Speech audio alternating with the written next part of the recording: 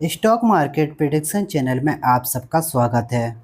सबसे पहले हम बात कर लेते हैं टीसीएस की। आज इस स्टॉक में लगभग 0.5% की गिरावट देखने को मिली है और इसके रिजल्ट दोस्तों मार्केट क्लोज हो जाने के बाद आए हैं, तो इसके रिजल्ट का इम्पैक्ट हमें कल देखने को मिलेगा। ये टीसीएस के कंसोलिडेटेड नंबर हैं और इन्होंने अपने नंबर करोड़ में पब्लिश किए हैं। अब हम आ जाते हैं इसकी इनकम के ऊपर। अगर इस क्वार्टर की टोटल इनकम की बात करें तो इस क्वार्टर में इसकी टोटल इनकम है 64,988 करोड़, जो कि लास्ट क्वार्टर में थी 63,575 करोड़ और लास्ट ईयर थी 60,698 करोड़। अगर हम इसके इनकम को कंपेयर करते हैं तो ईयरली और क्वार्टरली दोनों में ही काफ़ी अच्छी ग्रोथ देखने को मिल रही है।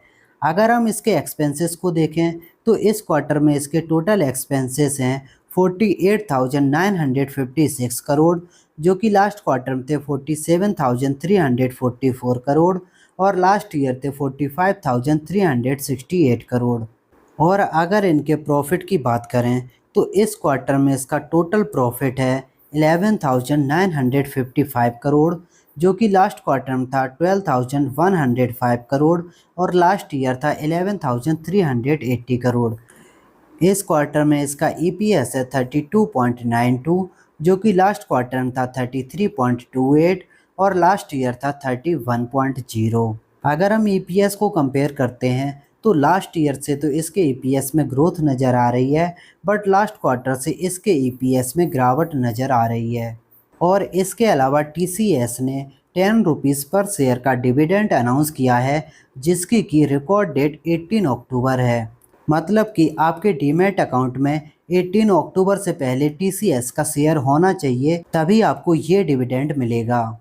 अब हम चेक कर लेते हैं कि मार्केट ने इस कंपनी से क्या एक्सपेक्ट किया था। अगर रेवेन्यू को देखें तो रेवेन्यू मार्केट ने एक्सपेक्ट किया था 64,186 करोड़, जो कि रेवेन्यू आया है 64,259 करोड़।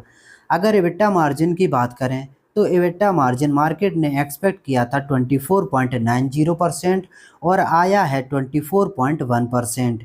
अगर प्रॉफिट की बात करें, प्रॉफिट मार्केट ने एक्सपेक्ट किया था 12,543 करोड़ और प्रॉफिट आया है 11,909 करोड़। अगर हम रेवेन्यू को चेक करते हैं तो इस कंपनी ने मार्केट की एक्सपेक्टेशन को बीट कर दिया है, बट प्रॉफिट में ये कंपनी फेल हो गई है। इसका मेन रीज़न है कि इसके मार्जिन कम हो गए हैं, इसी वजह से ये कंपनी प्रॉफिट में मार्केट की एक्सपेक्टेशन को बीट नहीं कर पाई है। अगर इस कंपनी के फंडामेंटल की बात करें तो ये कंपनी इंडिया की सबसे बड़ी आईटी कंपनी है और इसका मार्केट कैपिटलाइजेशन 15,38,754 करोड़ है और ये कंपनी 32 के पी पे मिल रही है। अगर इसके फाइनेंशियल रेशियो की बात करें तो आरओसीई इसका 64.28% है और आरओई 51.51% है। अगर इसके प्रमोटर होल्डिंग को देखते हैं तो इसमें 71.77% प्रमोटर होल्डिंग है और 0.28% इसकी प्रमोटर होल्डिंग प्लेज है और इसमें 4.82% पब्लिक होल्डिंग है। अगर इसके डिविडेंड यील्ड की बात करें तो इस कंपनी का डिविडेंड यील्ड 1.29% है। अगर इस कंपनी के फाइनेंशियल रेशियो को इसके पीयर से कंपेयर करते हैं तो सबसे अच्छे फाइनेंशियल रेशियो इसी कंपनी के देखने को मिल रहे हैं। अगर इसके शेयर होल्डिंग पैटर्न को देखते हैं तो जून क्वार्टर में प्रमोटर के पास 71.77% होल्डिंग है, एफआईआई के पास में 12.35% होल्डिंग है, डीआईआई के पास में 11% होल्डिंग है और पब्लिक इसमें मात्र 4.82% है। दोस्तों अगर हम चेक करते हैं तो ये कंपनी मार्केट की एक्सपेक्टेशन को फुलफिल नहीं कर पाई है, क्योंकि ये इंडिया की सबसे बड़ी आईटी कंपनी है, तो इस आईटी कंपनी का इफ़ेक्ट हमें दूसरे आईटी कंपनी पे भी देखने को मिलेगा। अभी हम दूसरी कंपनी के एडीआर को चेक कर लेते हैं जो कि यूएस मार्केट में लिस्टेड हैं, तो उन एडीआर से हमें पता चल जाएगा कि मार्केट ने इसके नंबर को कैसे लिया है। अगर हम इन्फोसिस के एडीआर को देखते हैं तो इन्फोसिस का एडीआर लगभग 3.5% की गिरावट के साथ ट्रेड कर रहा है और अगर हम विप्रो के एडीआर को देखते हैं तो इस स्टॉक में भी लगभग 3% की गिरावट देखने को मिल रही है। इसका मतलब है दोस्तों मार्केट को टीसीएस के नंबर अच्छे नहीं लगे हैं और इसी वजह से आईटी कंपनियों में गिरावट देखने को मिल रही है। तो कल हो सकता है कि निफ्टी आईटी में काफ़ी ज़्यादा गिरावट देखने को मिले। अगर इसके चार्ट को देखें तो ये टीसीएस का वनडे का चार्ट है और ये स्टॉक काफ़ी दिन से कंसोलिडेशन फेज में काम कर रहा है। इस स्टॉक का 4200 एक सपोर्ट है। अगर ये स्टॉक अपने इस सपोर्ट का ब्रेकडाउन देता है तो फिर इस स्टॉक में 4040 तक के लेवल देखने को मिलेंगे। दोस्तों जिस हिसाब से इस कंपनी ने रिजल्ट पेश किए हैं और वो मार्केट के एक्सपेक्टेशन को फुलफिल नहीं कर पाए हैं, तो लग रहा है कि इस स्टॉक में अभी कल गिरावट देखने को मिलेगी।